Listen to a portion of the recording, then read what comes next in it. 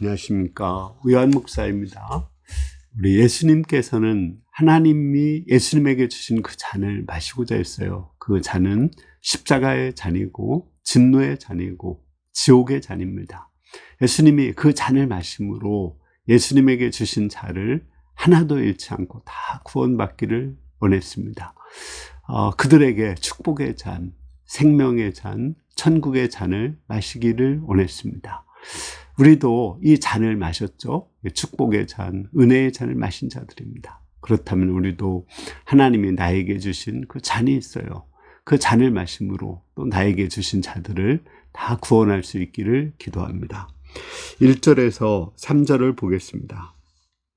예수께서 이 말씀을 하시고 제자들과 함께 기드론 시내 건너편으로 나가시니 그곳에 동산이 있는데 제자들과 함께 들어가시니라. 그곳은 가끔 예수께서 제자들과 모이시는 곳이므로 예수를 파는 유다도 그곳을 알더라.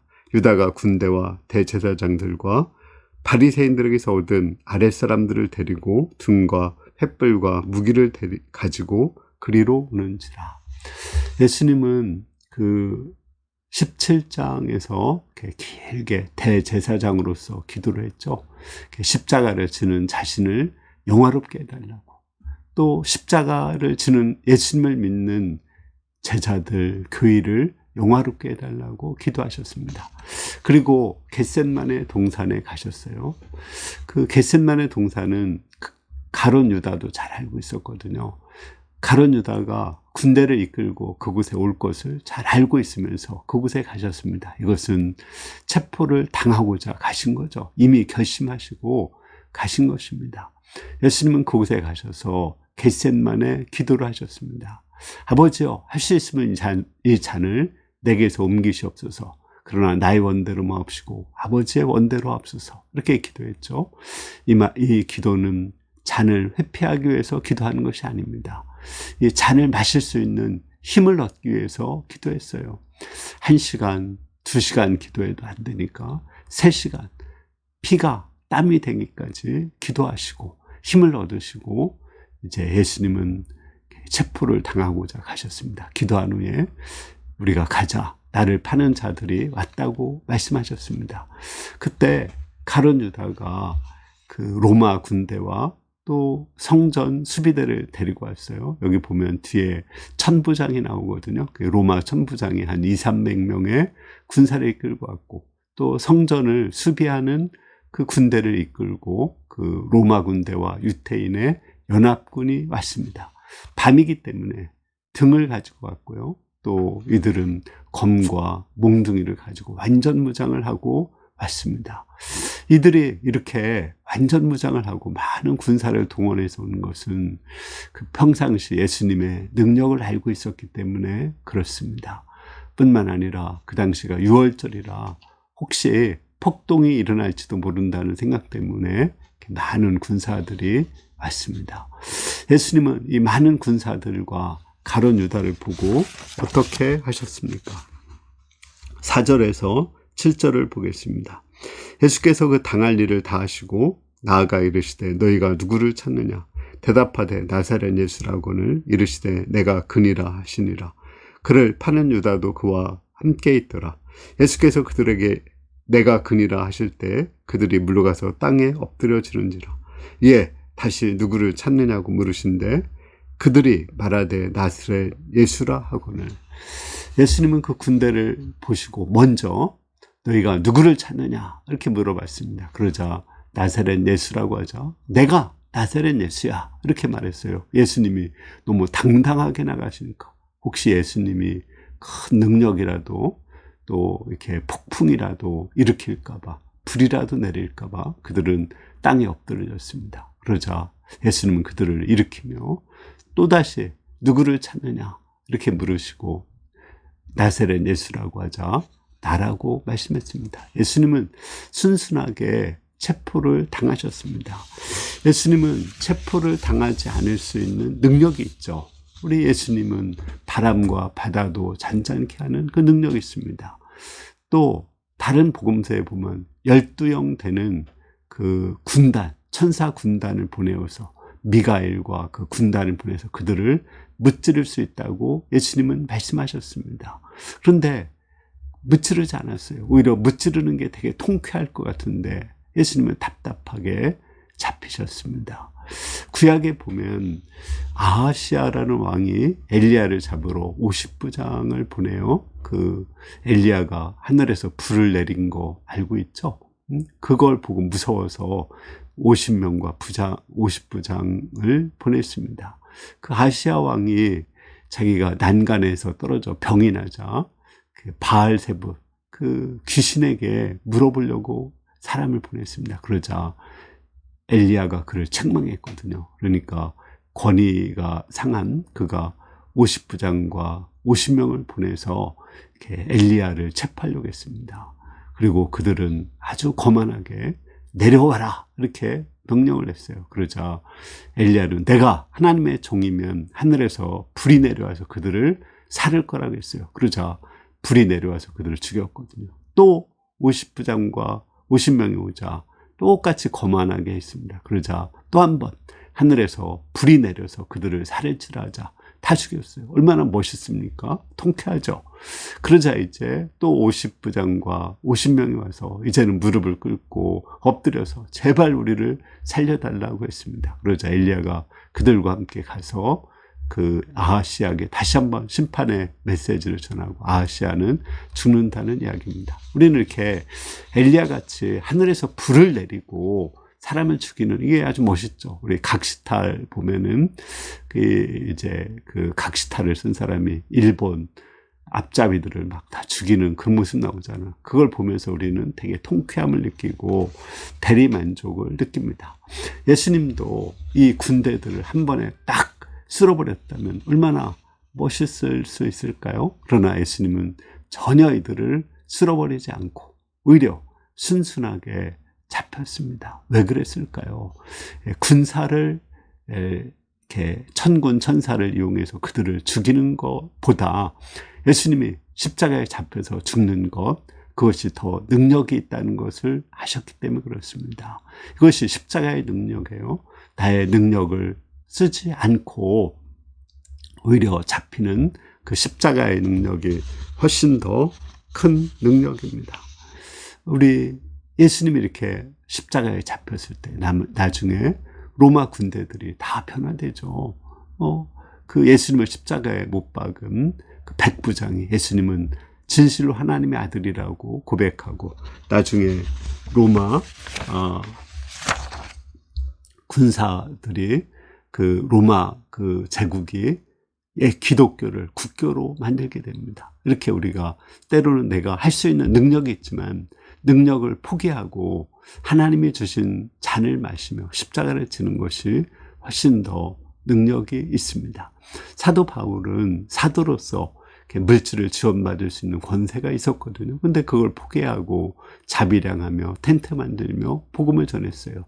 순수한 마음으로 복음을 전하고 또 많은 사람들에게 예수님을 믿게 하기 위해서였죠. 그러자 많은 사람들이 예수님을 믿고 복음의 능력이 나타났습니다. 우리 내 딸 오은혜 목자는 자기 두 자녀를 데리고 3년 동안 연변으로 가서 이렇게 연수가고 거기서 이제 파견 근무를 하려고 했습니다. 근데 저는 남편을 떠나서 3년 동안 있는 것은 좀 위험하다. 가지 말라고 했어요. 가지 않으려고 가지려고 하는 그 마음을 포기하고 남고자 했습니다. 저는 자녀보다 남편이 더 중요하다고 이렇게 얘기를 했죠. 이처럼 이렇게 말씀에 순종하면서 자기 할 수 있는 능력을 포기하는 것이 오히려 능력입니다. 오히려 그것이 자녀들을 구원하고 또 오히려 남편의 믿음을 더 크게 만드는 것입니다. 우리는 때로 나의 능력이 있지만 내가 할 수 있는 권리가 있지만 주님을 위해서 주님의 말씀에 순종하기 위해서 포기할 때 거기에서 더 큰 능력이 나타나는 것을 알 수 있습니다. 우리 8절에서 9절을 보겠습니다.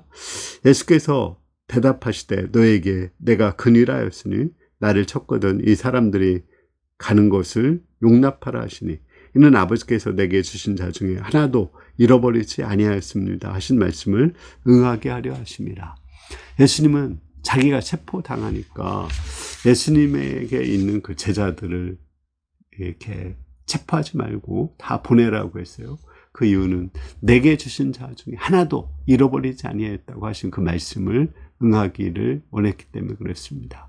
이 말씀을 볼 때 예수님이 체포당하시고 또 십자가의 잔을 마시는 것은 하나님께서 예수님에게 주신 자들, 또 예수 믿는 사람들을 한 사람도 잃지 않고 다 구원하기를 바라는 것을 알 수가 있습니다. 우리 구약 출애굽기에 보면은 9번째 재앙이 흑암 재앙이거든요. 흑암 재앙 후에 바로는 그런 타협안을 제시해요. 그 이스라엘 백성들은 다 나가라. 다만 양이나 소는 두고 가라고 이렇게 물질적인 것을 양보하지 않습니다. 그러자 모세는 그렇게 말하죠. 양이나 소 한 마리도 남길 수 없이 다 우리가 출애굽을 해야겠습니다. 그들을 하나님께 제사를 드려야 된다고 이렇게 말합니다. 우리 예수님도 이 세상에 우리 예수님에게 주신 수많은 사람들이 있는데 그 한 사람도 다 잃지 않고 구원하기를 원했습니다. 그것을 위해서 체포를 당하신 거예요. 우리가 우리의 권리를 포기하고 또 십자가를 질 때 하나님이 나에게 주신 사람들이 있습니다. 그 사람을 하나도 잃지 않고 다 구원할 수가 있어요. 그렇지만 내가 하나님이 주신 잔을 만약에 마시지 않으면 그들을 구원할 수가 없는 거죠. 우리 가운데 하나님이 주신 잔을 마시는 가운데 내게 주신 사람들을 하나도 잃어버리지 않고 다 구원하는 그러한 일을 할 수 있기를 기도합니다. 특히 우리의 가족들, 친척들, 우리 직장 동료들, 한 사람도 잃지 않고 이웃들 다 구원할 수 있기를 기도합니다. 우리 10절, 11절을 보겠습니다. 예, 시몬 베드로가 칼을 가졌는데 그것을 빼어 대제사장의 종에 쳐서 오른편 귀를 베어버리니 그 종의 이름은 말고라. 예수께서 베드로더러 이르되 칼을 칼집에 꽂으라. 아버지께서 주신 잔을 내가 마시지 아니하겠느냐 하시니라. 베드로는 그 예수님의 그 능력을 알고 있었기 때문에 아주 용기 백배에서 칼로 말고의 오른쪽 귀를 쳐서 떨어뜨렸습니다. 그러나 예수님은 오히려 칼을 칼집에 꽂으라고 하고 그 떨어진 귀를 손으로 잡아서 다른 복음서 보면은 붙여 주시고 치료하여 주셨습니다. 그리고 예수님께서는 말씀하셨죠. 아버지께서 내게 주신 잔을 마시지 않겠느냐. 하나님이 예수님에게 주신 잔은 십자가의 잔입니다. 그 지옥의 잔이고 사망의 잔입니다. 근데 그 잔을 마셔야 된다고 했어요. 왜냐하면 예수님이 마시지 않으면 그 심판의 잔, 지옥의 잔을 온 세상 사람들이 다 마시기 때문에 그렇습니다. 구약에 보면 이스라엘 백성이 바벨론 포로로 잡혀갈 때 그것이 하나님의 진노의 잔을 이스라엘 백성에게 마시게 하는 거라고 했습니다. 하나님은 70년 동안 이스라엘 백성에게 진노의 잔을 마시게 한 후에 다시는 이스라엘 백성에게 진노의 잔을 마시지 않게 하겠다고 했습니다. 그것은 진노의 잔을 예수님께 마시게 하려고 하는 거죠. 그리고 이제 예수님을 믿지 않는 그 자들에게 진노의 잔을 마시게 하겠다고 했습니다. 우리 예수님께서 진노의 잔, 또 심판의 잔, 지옥의 잔을 마셨기 때문에 우리는 그 예수님을 통해서 예수님을 믿으면 우리는 축복의 잔, 생명의 잔, 천국의 잔을 마실 수가 있게 된 것입니다. 하나님은 우리에게 각자에게 이렇게 주신 잔이 있거든요. 가정에서 우리가 마셔야 될 잔이 있고 직장에서도 마셔야 될 잔이 있고 교회에서도 마셔야 될 잔이 있습니다. 이 잔을 묵묵히 잘 마실 때 하나님께서 나에게 주신 자들에게 축복과 생명과 은혜를 베풀어 줄 수가 있습니다. 다윗이 여호와는 나의 목자시니 내게 부족함이 없다 이렇게 얘기했고 나중에 보면 내 잔이 넘친다고 했죠. 그것은 예수님께서 심판의 잔을 마셨기 때문에 다윗의 간음과 살인죄로 인한 그 심판의 잔을 예수님 마셨기 때문에 다윗이 축복과 은혜와 생명의 잔을 마실 수가 있게 된 것입니다. 결론적으로 8절을 보겠습니다. 예수께서 대답하시되 너에게 내가 근일하였으니 나를 찾거든 이 사람들의 가는 것은 용납하라 하시니 예수님은 이렇게 자신이 축복의 잔을 마시고 나서 이제 이 주위 사람들 있는 사람들을 다 가라고 내보내고 하나도 잃지 않기를 원했습니다. 우리가 하나님이 주신 나에게 주신 그 잔, 그 십자가의 잔을 잘 마실 수 있기를 기도합니다. 제가 아는 선교사의 어머니가 있는데 그분은 6명의 딸을 낳아서 엄청 시집살이를 했습니다. 아들을 낳지 못한다고. 그게 뭐 꼭 어머니의 죄도 아닌데 예전에는 그랬죠. 또 그 고모로부터 약간 정신적인 질환이 있는 고모로부터 아주 또 이렇게 괴롭힘을 많이 당했습니다. 근데 그 모든 아픔과 슬픔을 참고 견뎠어요. 그랬을 때 나중에 이제 일남 육녀가 다 예수님 믿고 또 하나님의 축복과 은혜를 받게 되었습니다.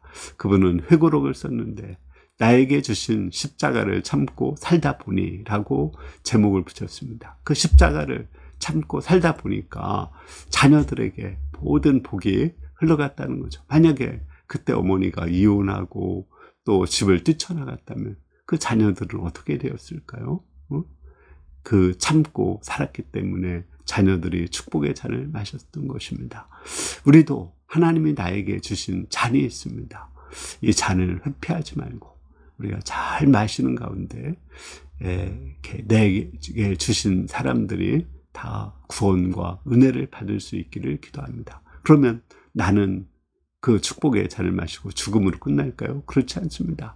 예수님도 진노의 잔을 마시고 부활해서 그리스도가 되시고 모든 사람들로부터 존경과 사랑과 은혜를 받게 되었습니다. 마찬가지로 우리가 진노의 잔을 마시면 나중에 부활의 영광을 맛봐요. 그 선교사 어머니도 그 자녀들로부터 너무 감사와 은혜를, 사랑을 받고 있습니다. 그리고 전 세계를 일주하면서 그 노년을 아주 영광스럽고 아름답게 보내고 있습니다. 우리가 축복의 잔을 마심으로 또 진노의 잔을 마심으로 우리 주위 사람들에게 축복의 잔을 마시게 하고 또 나도 나중에 축복의 잔을 마시는 자가 될 수 있기를 기도합니다.